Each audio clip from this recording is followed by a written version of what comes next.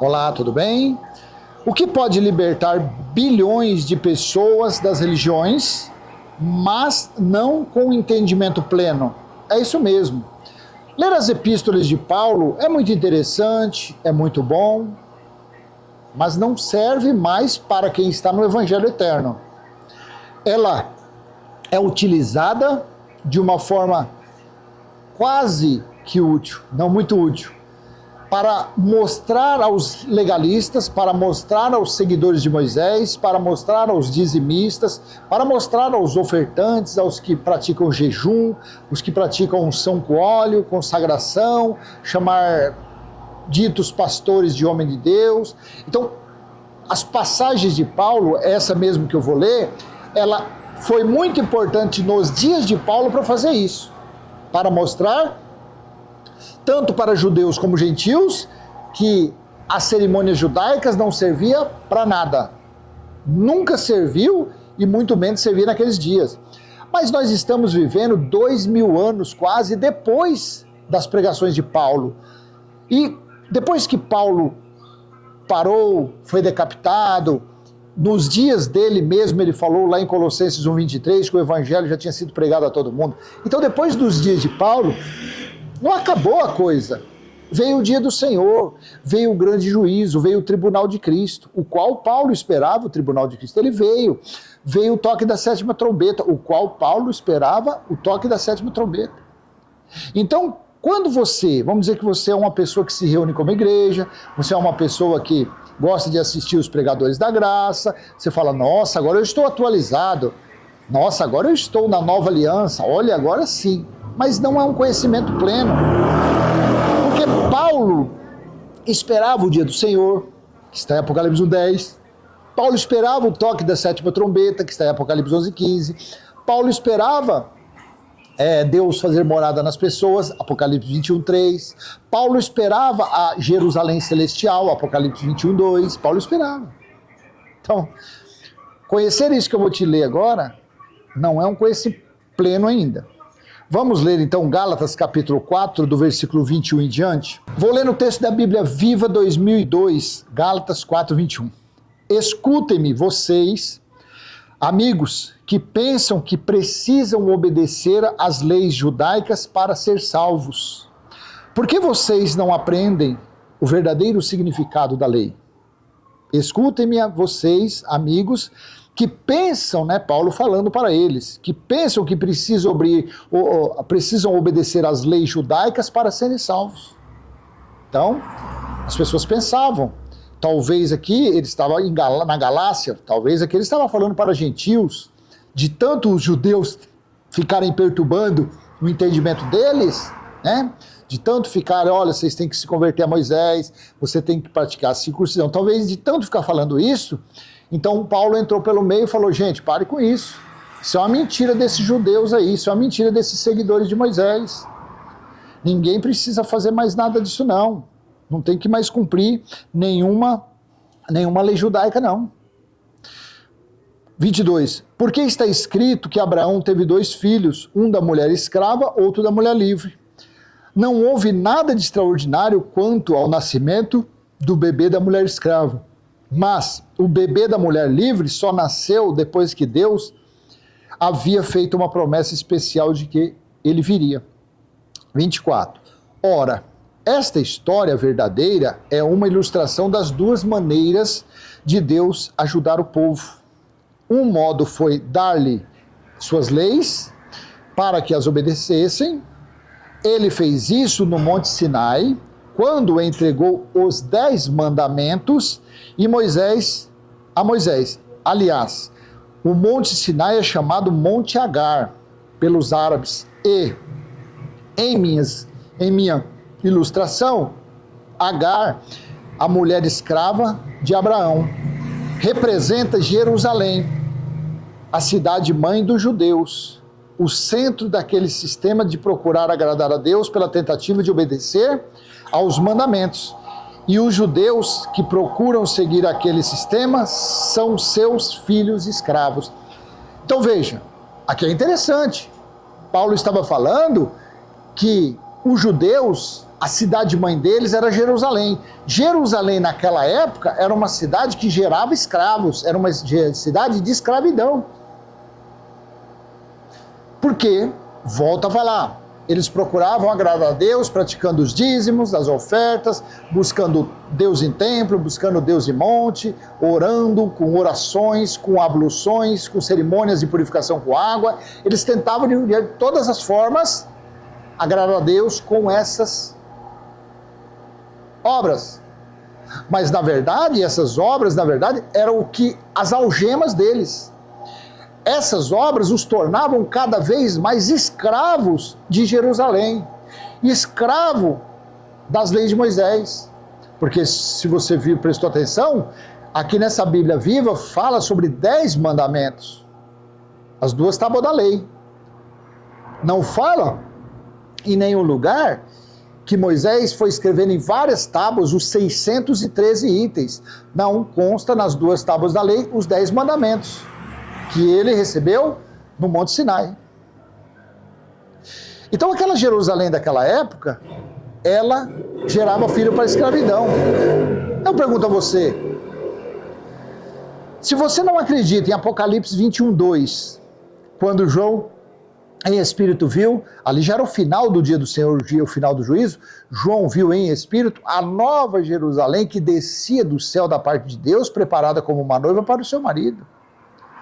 Essa nova Jerusalém desceu e ela foi colocada no mesmo lugar onde está no versículo 3, onde está o templo espiritual de Deus, onde o próprio Deus, o próprio Cristo está.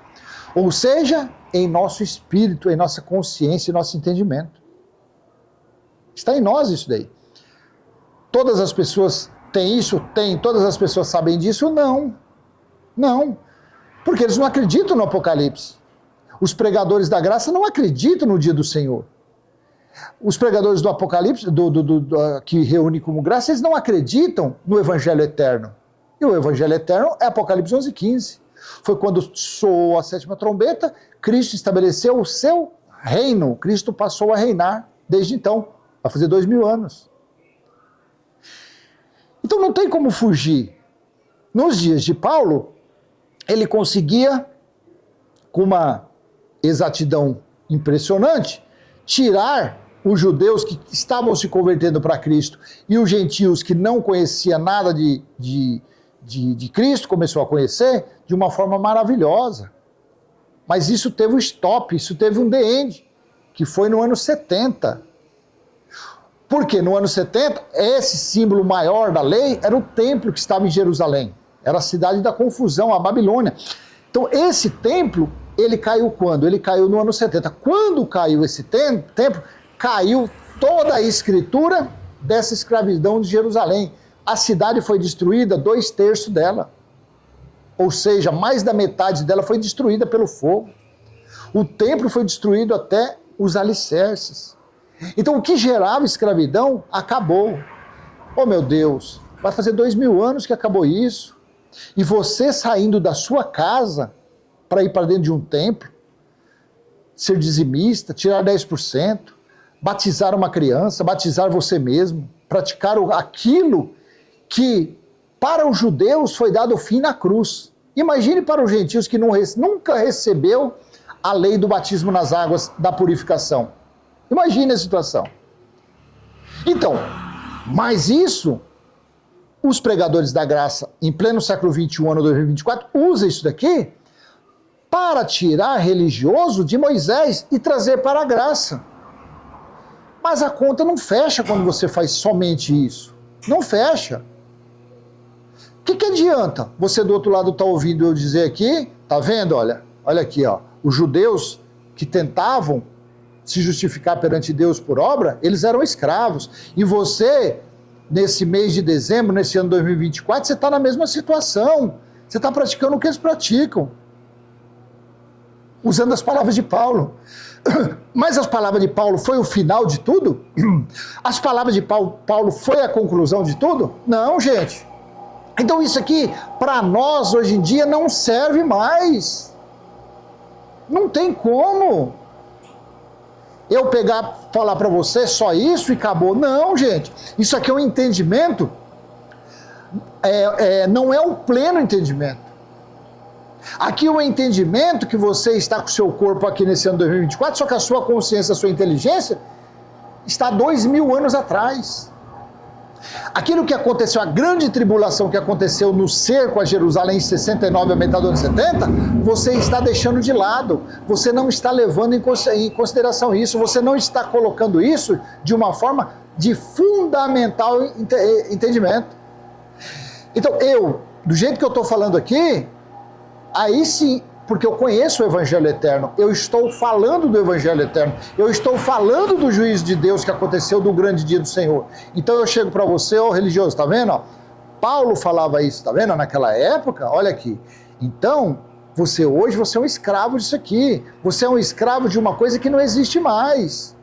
Você está praticando uma obra que foi dada ao fim, vai fazer 2000 anos, Apocalipse capítulo 12, versículo 10. Quando João disse, o acusador de nossos irmãos, que os acusava dia e noite, foi expulso. Isso foram as leis de Moisés, que acusava, sentenciava e matava.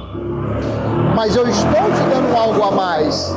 Eu estou falando que isso daqui Paulo usou há 2000 anos atrás para libertar judeus e gentios do legalismo de Moisés, das insinuações farisaicas, mas eu estou te mostrando que no ano 70, o grande dia do Senhor se cumpriu. O evangelho, as boas notícias do reino de Deus estava próximo, se cumpriu em Apocalipse 11:15. O que você deve viver agora é Apocalipse capítulo 21, versículo 1 ao 6. Leia e releia. A Nova Jerusalém espiritual, lá 2000 anos atrás, a terrena, gerava filho para a escravidão. A que foi estabelecida, a que desceu do céu de uma forma espiritual, aconteceu no ano 70 e vai fazer 2000 anos.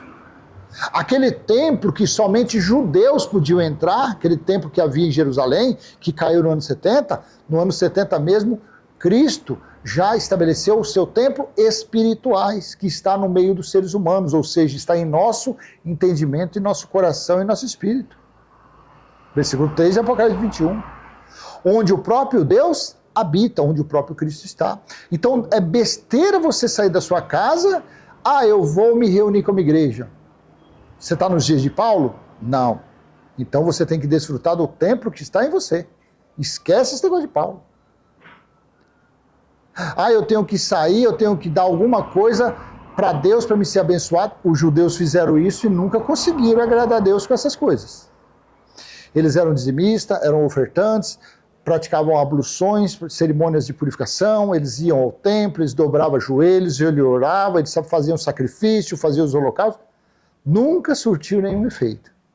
Então, para encerrar esse curtíssimo vídeo, viva Apocalipse capítulo 21, versículo 3, na sua casa, no seu passeio, no seu trabalho, na sua vida. Viva o templo do Cristo ressuscitado, do Cristo vivo, do Rei dos Reis, do soberano, do Criador de todas as coisas. Viva! Desfrute dele em você. Aonde você está, ele está em você. O templo dele está no seu próximo, está em você, está no seu próximo. Quer dar alguma oferta? Dê para o seu próximo. Quer dar algum dízimo? Uma cesta básica, um prato de comida, uma marmita, um cobertor? Faça isso no templo de Deus, ou seja, no seu próximo. Essa é a única forma que você pode agradar ao Criador. Essa é a única forma. É estendendo a mão para o seu próximo. Onde está o templo, está Cristo. Tá bom? O que pode libertar bilhões de pessoas das religiões, mas não com entendimento pleno? O que pode libertar? Então, os escritos de Paulo liberta de Moisés, mas o Moisés não existe mais. E o pleno conhecimento é o que? É o Evangelho eterno, Apocalipse 14:6. Tá ok?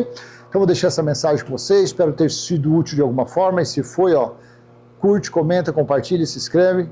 Até a próxima. Tchau, tchau.